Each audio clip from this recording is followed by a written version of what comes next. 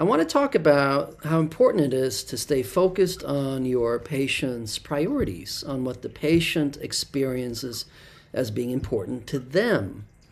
I think that's an underutilized parameter of assessment, namely, to what extent is the therapeutic focus experienced by the patient as being connected to what is important to them, to their priorities. A lot of times, what's important to a given person coming to you for help is what they're going through in their day to day or their week to week. So, being in the patient's current life orbit with the frame of what's not going well, what are we here to help you with?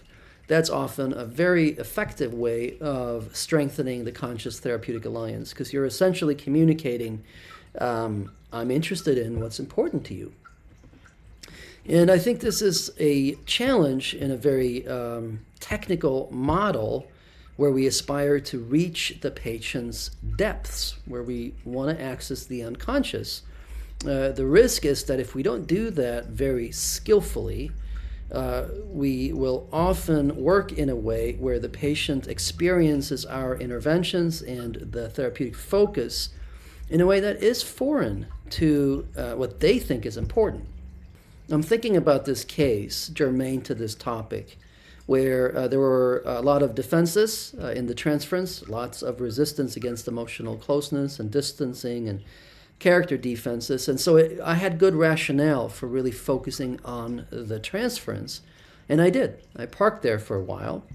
And it was okay. We got some therapeutic mileage and we got to some places. But then in a follow-up session, we became suddenly very laser focused on a few dynamics that were in operation in the patient's marriage. And the patient just started sighing like there was no tomorrow, just tons of spontaneous sighs and indicators that the patient was truly grappling with real emotional conflicts in ways that I had just not seen in any of the previous sessions.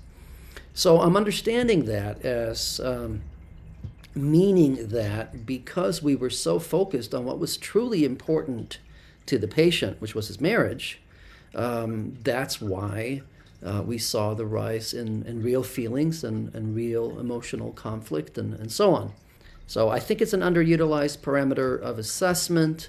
I don't think it can hurt ISTDP therapists to pay a little bit more attention to that. But I could be wrong. I certainly only have a limited sample of what I encounter and experience.